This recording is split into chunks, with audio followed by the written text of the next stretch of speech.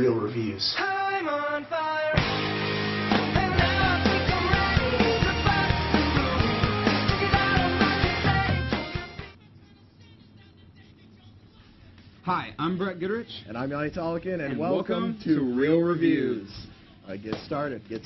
Today we're going to go our usual three-part format. We're going to talk about something in the past, something that's happening in the present, something that is coming up in the future that we are really looking forward to. So we'll start out with the past.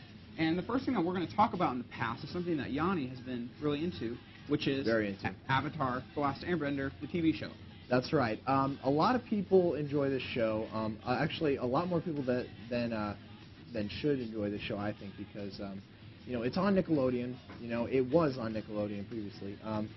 It basically was a child-type show. You know, it was a cartoon. But a lot of people enjoyed it. I know James enjoyed it. We got Brock into it before, you know, it actually went off the air.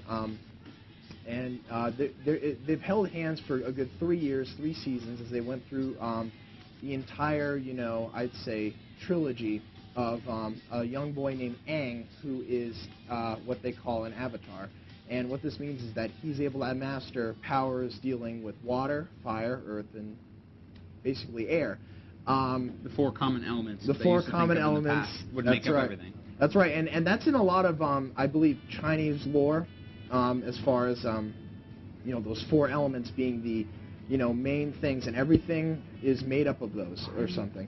I don't know much about that, but what I do know most about is Avatar, and it's going to actually play an integral part in what we're going to talk about in the future as far as Last Airbender, the movie, directed by M. Night Shyamalan, blah, blah, blah. And basically, this show was epic. I mean, simply epic. It had some really good animation. It was actually made by all American people. And amazingly enough, it fit into the category of anime, not in a way that it probably should have, but it ended up doing that anyway. Had a compelling story. I say that a lot on this show, I know that. But a lot of things we talk about do have a compelling story. Or else we wouldn't talk about it. Exactly. That's completely true. Unless it's Iron Man 2, which we'll get to. Yeah, that's right. Brett's going to bring back another rant about Iron Man 2. Because, really quick one this time. Yeah, that's true. Okay, go. Keep talking. But it's cool. As far as Last Airbender goes, they've got a ton of cool characters, a lot of cool animals, because they have a common theme in the story about combining 2 different types of animals for each thing. Like you'll have a rooster bear or a, you know, bear platypus, or I don't know why they're always bears, but not always. Wait, wasn't the one like more like a bison platypus? Yeah, and that's true. It was kind of like a platypus and a bison. I forget its name. It could fly. It was actually called Appa. Abba? Oh, Appa or Alpa. Appa. Whatever. Appa. Yes, Appa. And as far as and there was also a lemur, a bat lemur, which was called Momo. So we're talking, we've got a lot of cool characters, a lot of cool themes in this story, and I'm really, I'm kind of looking forward to how it's going to play on the big screen. I mean, I don't know. When you do movies that are made with, you know, animation and are cartoons, and you bring it to the big screen, and with a whole cast of people, and they're instructed to act a certain way, I don't know how it's gonna work. But if it works, it's like you actually told me earlier before, it's going to be a trilogy. So hopefully that works out. We'll get to the show, but yeah, right. I guess we can real quick go into that.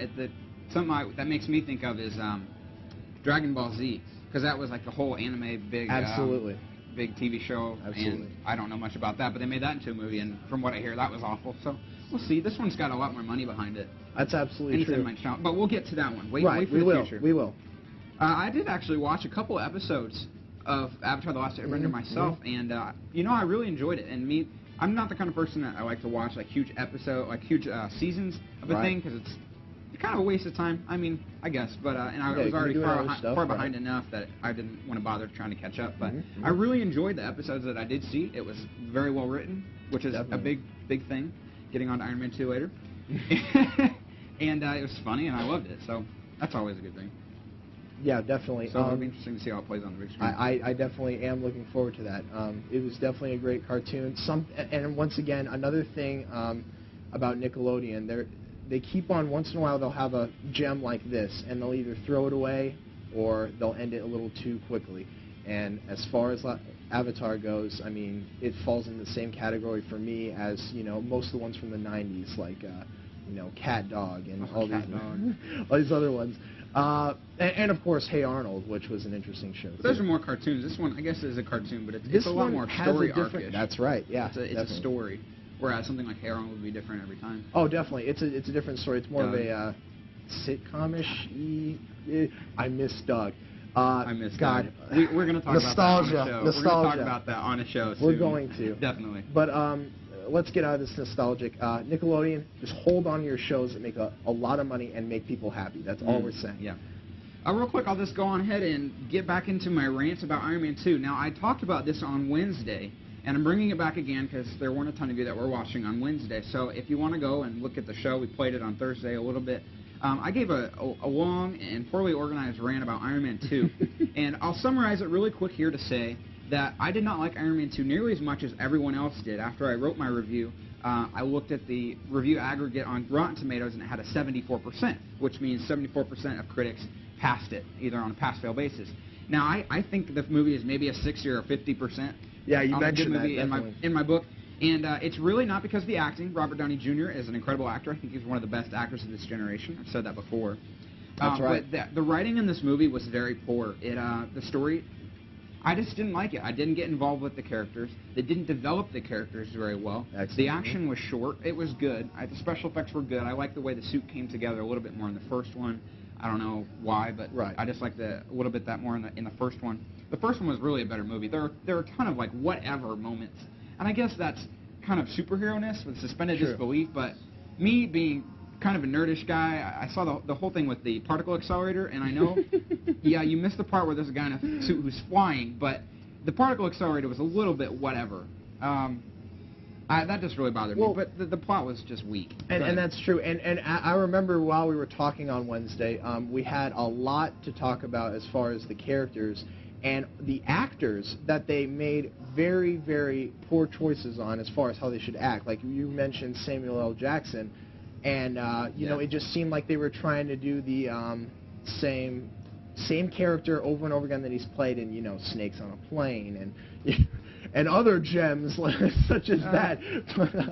Something along those lines. But my biggest beef wasn't necessarily, like, which is what you were saying, is not with the actors themselves, but the way that they wrote them into the plot. And I just didn't think it was a very effective movie as far as it goes. You watch something like Lord of the Rings and you really care about the characters. Absolutely. I mean, if you're even more involved, like, there's an element, you think it's just an action movie, who cares about the development of the characters? But there really is an element to it, because if you care about the character, then you're a lot more like, yeah, when you own somebody. Exactly. And when they win and, you know, everything is resolved. And I personally think for writers and directors, that's what you want to achieve in a movie, right? I mean, if you have an action movie and you spend so much time on this character, you know, you're making special effects for it, don't you want everybody in the movie theater to be like, wow, I'm really glad about what happened. I'm really glad I paid to see this movie in theaters, rather than just, you know, say, okay, it's forgettable and leave it on the And obviously, there has to be that part of it with the graphics, and the graphics looking good, and that's really important. But, you know, I guess it's just me, being the man I am. I like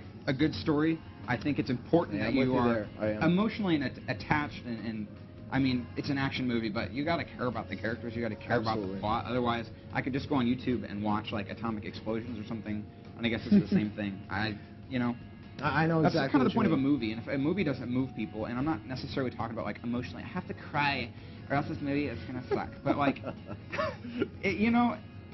Okay, that was my rant on Iron Man 2. Well, I mean, it makes perfect sense. You know, they basically just didn't put it together well. I'd agree. But as far as that goes, let's move from the past to the present now, and we actually have a few video games that fit into this little niche that we've got going on right now. And we're going to, they're kind of more upcoming because neither of us have completely finished these video games yet. Absolutely. So we're kind of going to give you a little bit of a preview on these games, and we'll probably do a more full review on them on Real Reviews in the future. I think so. So Yanni, with the first one, you were going to talk about... Right. Did you want me to talk about Super Mario or Red Dead? I'll do Super Mario. You can do Red Dead. I think that's fair. I'm currently playing a game on the